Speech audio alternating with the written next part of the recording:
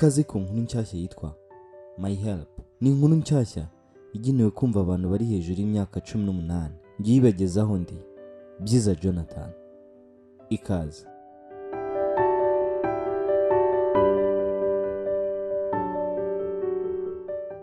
Episode ya mbere y'inkuru yacu, My Help. Ese ni ikihe kigero cy'umuntu wifuza ko mwagirana urukundo? Ni uwo mungana se? Uruta se basurusha imyaka 5 cyangwa n'abakuruta? Twe kujya kure, reka dufate urugero rwa hafi. Ejo bundi nkirangiza amashuri yisumbuye, kubera ko nari narize neza. Narangije amashuri yisumbuye mfite imyaka 20. Nagiye kwagura ubumenyi muri Eric Tech bigisha ibijyanye no gukora no gusana ibikoresho by'ikoranabuhanga. Mpakura ubumenyi bwo ku rwego rwo hejuru, ku buryo kuba narize computer science byanyoroheye. Nakoraga ibiraka byo gukora kuri za mudasobwa ndetse nkakora installation y'amantene ya za televiziyo. Ni ukuvuga nk'undi mwana wese wakuriye mu mujyi, nari nzi kwirwanaho hirya no hino mu ngo z'abakire, nubwo nanjye ntari nciriritse cyane. Nabaga ndi mu kazi, amafurati TV yiburutse kuri jye, kwari ugukoraho gusa bikahita bikira. Ababuze amasigno aho naho ndebaho, kuko headmaster wo muri Eric Tech yaranyizeraga nk'umunyeshuri w'umuhanga utamutenguha.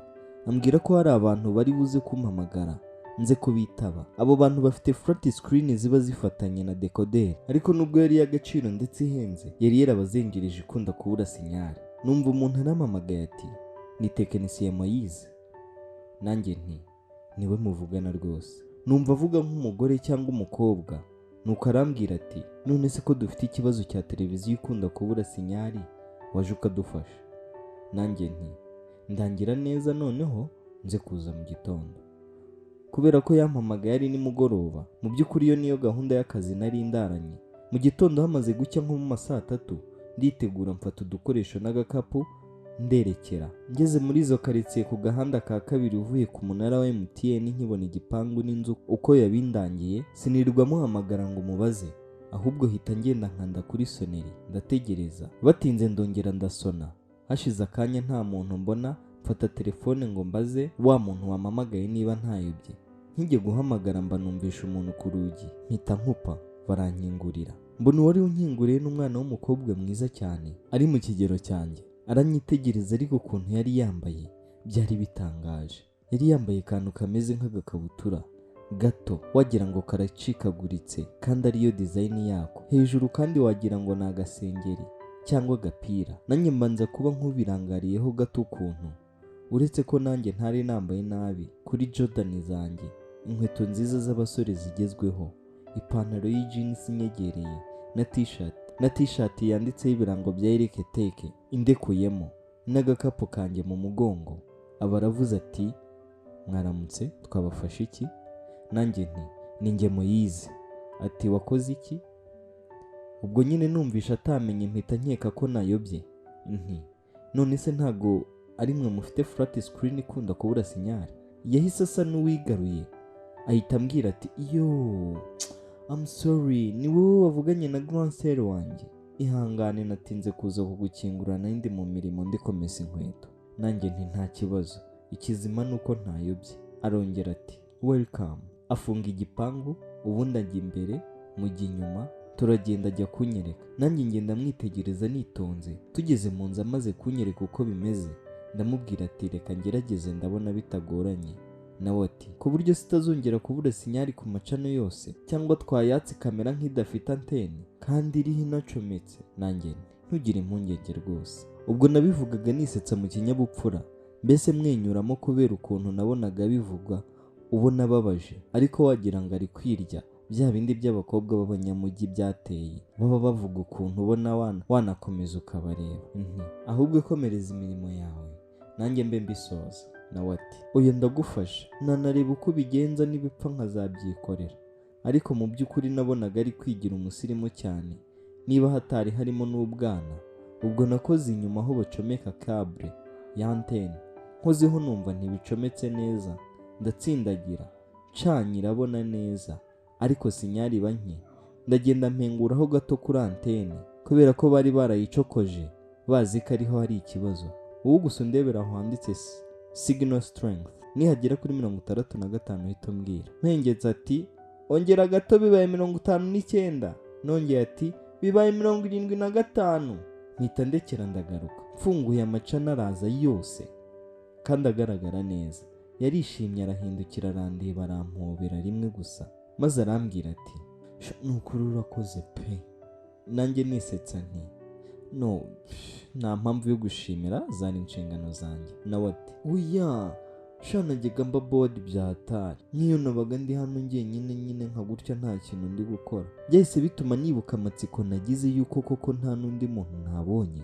Nibaza niba ashobora kuba abana n'uwo mu grande sœur we wampamagaye, gusa wibuke ko nawe ntari muzi. Byahise bituma mbimubaza nti none se niwe na mukuru wawe mwenyine muba muri iyi nzu yose? Ati cyane rwose, yanze no kwirirwa ashaka umukozi keretse umuzamu gusa ucunga imodoka ye, kandi nawe aza nimugoroba, uretse ko nta n'ibyo nabanganira nawe. Urumva rero ko igihe kinini mba ndi hano njyenyine, nubwo ntakunda kubaza umuntu duhuye ubwa mbere ibintu byinshi ndetse biri private ku buzima bwe. Urumva nahise nibaza ahantu abandi bari, cyane cyane wenda nk'ababyeyi be, ndetse bituma mbimubaza. Ati nibyo koko n'inshuti zanjye zo ku ishuri iyo zije kunsura zirabimbaza, ariko nyine ubundi tugira mama gusa, ndetse hari n'abandi 3 bari hagati yanjye na grande sœur tubana hano. Bo rero baba mu rugo i Nyamagabe, mama aricururiza afite kenkayiri, nuko mukuru wanjye yabonye akazi naha nyine bigatuma aza gukodesha, asaba mama ko yandeka tukajya twibanira. Nanjye wow, ni byiza kumenyana nawe, nkuko nabikubwiye nitwa nanjye Moise. Ati yo I'm sorry, nanjye nibagiwe ko kwibwira, nitwa Doreen kandi ashante. Mu gihe tukiri muri ayo twumva imodoka ivuze ihoni ku irembo ryabo. Ati uwo ni grande sœur uvuye guhaha. Samedi kuko adakora akunda kujya guhaha ku isoko, rikamukingurire.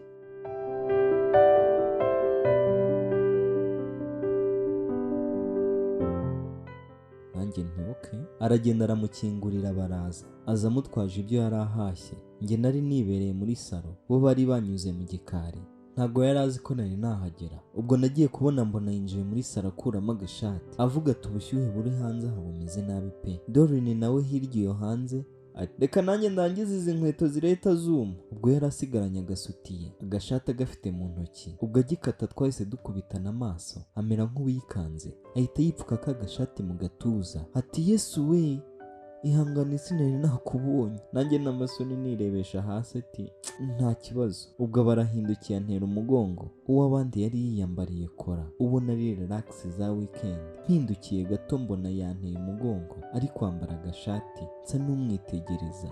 Umukobwa mwiza ushinguye, unateye neza, ariko ubona ko ajya kubamo umuntu mukuru. Arangije agiye guhindukira, nanjye mba narebye hirya. Ubwo araza aransuhuza yikarumye nk'umuntu mukuru nyine. Ati ese uri kuvuga ko agiye kumesa inkweto asize umushyitsi muri salo koko?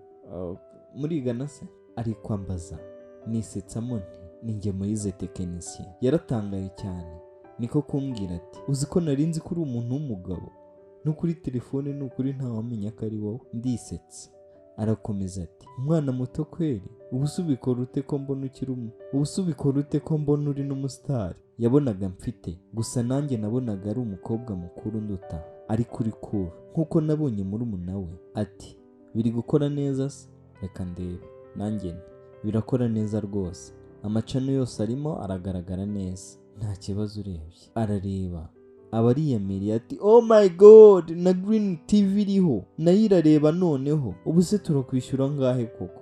Nanjye nti ni 15,000 gusa. Ati hoya sha ni make n'ukuri, kuko byari byaratuzengereje. Nabonaga neza hari ahagera nkabona ameze nka murumuna we Doreen, bateye impuhwe kimwe, imivugire, yewe banaseka kimwe. Ati ni byiza kumenyana nawe. Nawe ati nitwa Cyuzuzo.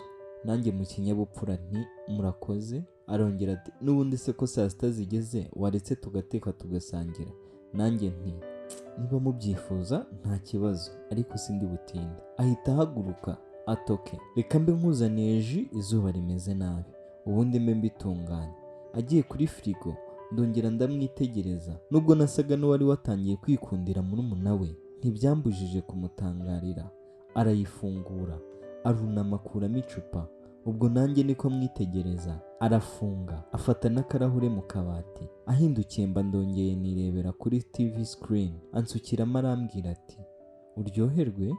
Nanjye nti murakoze. aba arasohotse. Ubwo nanjye mbanywa ako gatobe kari gakonje kanaryoshye.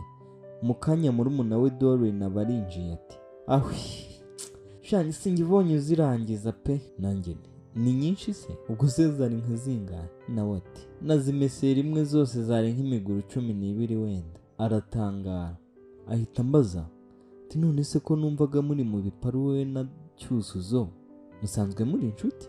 Hita mubwira oya Cyuzuzo uriya ni boss wanjye nuko yari yamamagaye ngo nze mbatunganyirize nyine ikibazo mufite, kandi iyi niyo nshuro ya mbere duhuye. Kubera ko yari ubwa mbere nari mbakoreye niyo mpamvu namubwiye gutyo.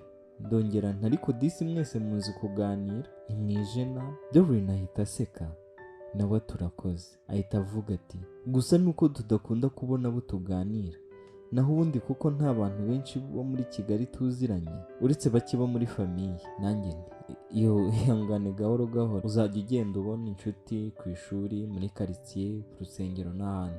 Abarongera arambwira ati sha wenda ku ishuri da, uretse ko ku ishuri nyine buri wese aba ari mu bye, nimara gukora exeta nzahita mpava. Birantangaza kuko nabonaga tungana, yagakwiye kuba yararangije kuko njye nari maze imyaka 2 ndangije. Mpita ndamubaza none se nibwo ukijya senior 3? Ati yego. None se ubwo ufite imyaka ingahe? Araseka ati mfite 16. Nsa n'utangaye. Oh my god, siko nabonaga tungana cyangwa wabona nduta? Araseka ati n'ubundi ariko ndabona tujya kungana. Ubwo se ufite imyaka ingahe? Nanjye nti uno turimo ntuzuza 22. Aratangara ati urandusha imyaka 3 yose? Ibyo byaje kurangira tujya ku meza turasangira tunaganira, mbese twasaga n'abamenyanye. Ngiye gutaha Cyuzuzo arambaza ati harya turakwishyura ngahe? Ndongera nti 15 byonyine. Ajya muri chambre ye, agarutse ampa 20,000 ambwira ko 5 ari ayitike yanzanye niransubizayo. Nanjye mu kinyabupfura nk'undi muntu wese ugira umuco ndashimira maze nditahira. Birumvikana natahanye akanyamuneza kuko nari nahagiriye ibihe byiza.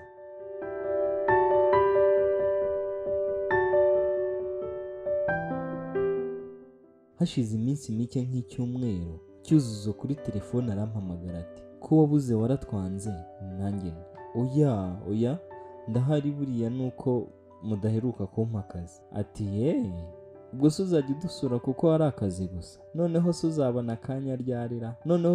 akanya ryari? Sinari mperutse akaraka, nahise mwenyuramo kuko numvaga ari byo nshakira.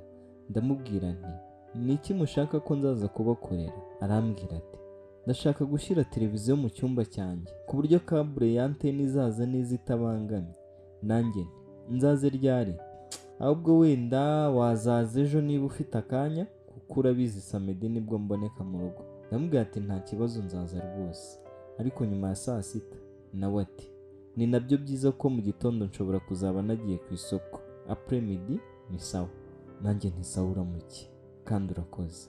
Nanjye nti muramuke. Bukeye igihe twavuganye kigiye kugera nditegura ndagenda. Ngeze ku gipangu ndasona, haciye akanya gato baraje arankingurira aransuhuza maze tujya mu nzu. Nsanga haratuje ukuntu, uretse televiziyo yari iri gucishaho imiziki nabwo yashyizemo volume iringaniye bitadunda cyane. Ngeze mu nzu maze kwicara ndamubaza hano hantu haratuje wagira ngo uhari wenyine? Ati nibyo n'ubundi ndi hano njyenyine. Doreen agiye mu kanya yafashe bag mbanze ko agiye gusoma kubera exeta. Ni okay, none se televiziyo ushaka ko nkushyira muri chambre ni iyihe? None se urashaka kuhita utangira? Nta kibazo n'ubundi mu cyumba nihiri, nayizanye umusibe ejo, iracyari mu ikarito yayo. Arahaguruka ati ngwino nkwereke. Anjya imbere mujya inyuma, ndamukurikira twinjira mu cyumba cye, ariko nari natangiye kugiramo akantu k'akikekwe. Nkinjiramo nabonye tapi nini kandi nziza, nagombaga kwibwiriza nkakuramo inkweto ataranabimbwira. Mba nzikuyemo kuko nawe yari yazikuyemo.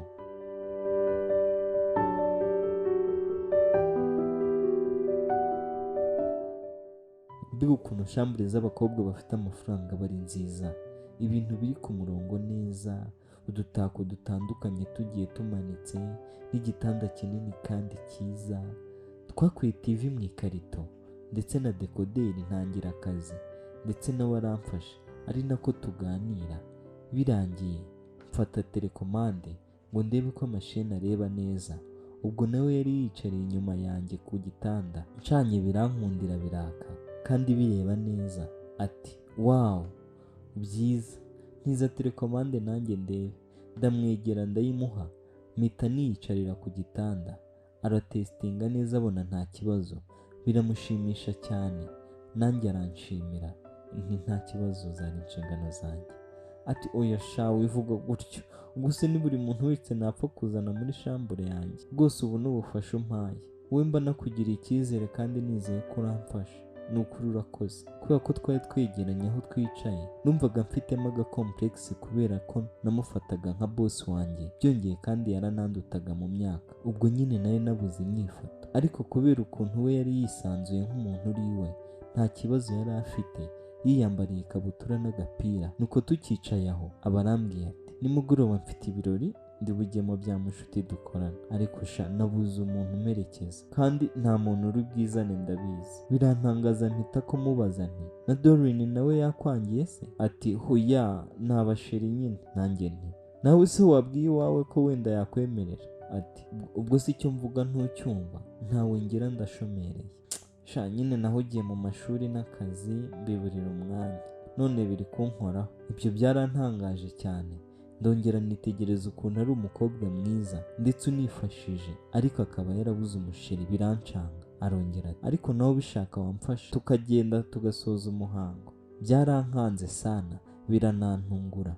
Nanjye nti none se urabona njye byashoboka koko? Urabona batahita batuvumbura? Nuko asa n'uwimyoje ati erega couple si yo ngombwa hariya, ikizima ni ugusohoka dukeye, nanababwira ko uri umubyara wanjye. Nanjye nti okay. Arongera ati uretse ko na couple batapinga da. Ubwo numvaga ari nk'ibiparu wenda ashobora kuba adakomeje, ndetse uretse no kuba nari natangiye kumutinyuka, numvaga natangiye kumwisangaho, ariko nkumva kuba twatereta nabyo biri kure, byongeye ko gutereta cyane atari ibintu byanjye. Yahise ahaguruka arambwira ati ahubwo reka nitegure hakiri kare kandi ntegereje igisubizo cyawe. Nanjye nti igisubizo cyanjye ku biki harya? Aba arandebye ati ariko ntukijijishe gutyo, none se ubufasha ngusabye ntiwabwumvisha? Nanjye nti bwo kuguherekeza se? Ubwo nanjye nahise mpaguruka ku gitanda agira ngo nshaka guhita ngenda ngo musige, ahita amfata akaboko ati babarira ni ukuri, nta bandi basore benshi tuziranye nawe,